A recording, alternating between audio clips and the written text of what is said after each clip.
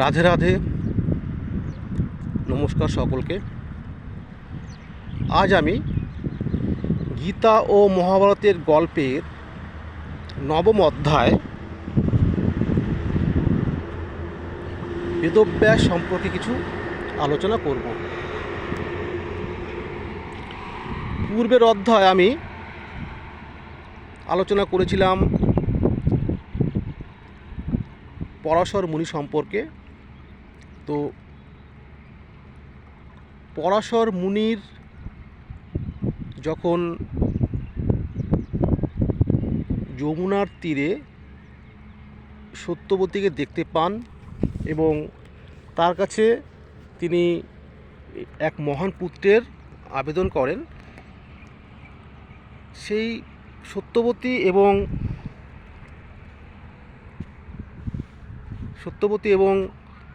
এই পরাশর মুনির মিলনের ফলে এক নির্জন দ্বীপে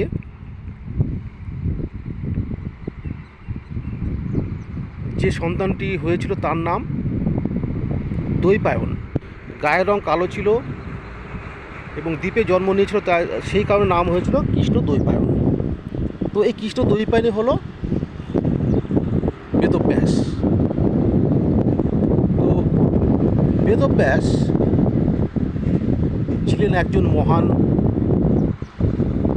ঋষি এবং তিনি মূলত মহাভারত রচনা করেছেন এবং তিনি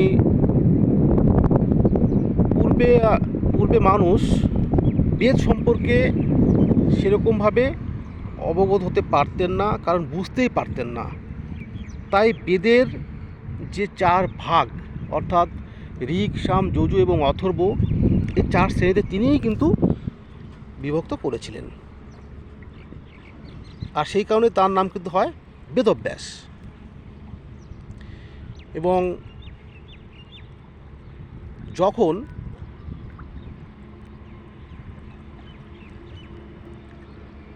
কৌরব বংশ প্রায় কোনো যুবরাজ বা রাজা পাচ্ছিলেন না, কারণ একে একে সবারই মৃত্যু হচ্ছিল, সেই সময় এই কৌরব বংশকে বাঁচানোর কিন্তু এক মুখ্য ভূমিকায় তিনি ছিলেন। কারণ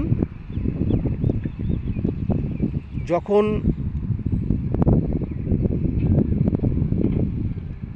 সত্যবতীর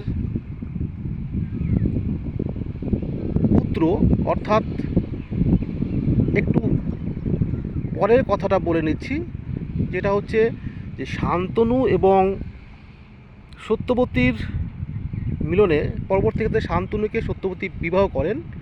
তো সেই সময় সেই ঘটনাটা আমি পরে বলবো বিস্তারিতভাবে। তো কিছুটা বলে আমি শুরু করছি, কারণ এটা না বললে বুঝতে একটু অসুবিধা হবে। তো যাই হোক, সত্যবতীর গর্ভে তখন দুটো সন্তান হয়েছিল, তার নাম হলো বিচিত্র বীর্য এবং চিত্রাঙ্গদ। তো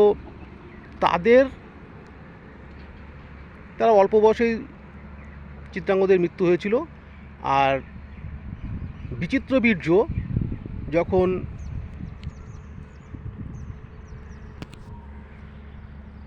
তাকে যখন বিবাহ দেওয়া হয়েছিল, তো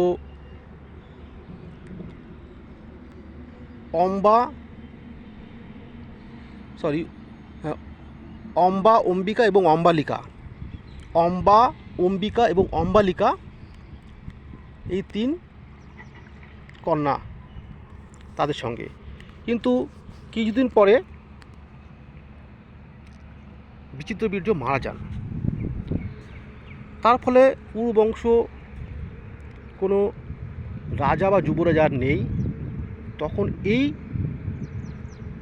সত্যবতী তার যে পুত্র বেদব্যাস, তার মাধ্যমে অর্থাৎ তার সহায়তায় এই তিন কন্যার মধ্যে অম্বা তো ছিলেন না, তার গল্পটা আলাদা। অম্বিকা এবং অম্বালিকা ছিলেন। তো তাদের গর্ভে এবং অম্বালিকার গর্ভে হয়েছিল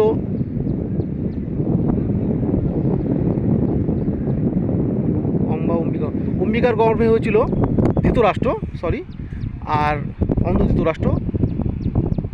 অম্বালিকার গর্ভে হয়েছিল পাণ্ডু, আর এদের দুজনের একটা দাসী ছিলেন, তার গর্ভে হয়েছিল বিদুর। অর্থাৎ ধৃতরাষ্ট্র, পাণ্ডু এবং বিদুর হলেন এই বেদব্যাসের পুত্র। তো যাই হোক, এই বেদব্যাস বিষ্ণুর 17তম অবতার। পরবর্তী অধ্যায়ে আমি এই অম্বালিকা এই বিষয় সম্পর্কে বিস্তারিত আলোচনা করব, কারণ ওই অধ্যায়টা একটু আলাদা হবে। তাই এই অধ্যায়ে কিছুটা টাচে থাকলাম। নমস্কার সকলকে, ভালো থাকবেন। আজ এই পর্যন্ত, টাটা, বাই।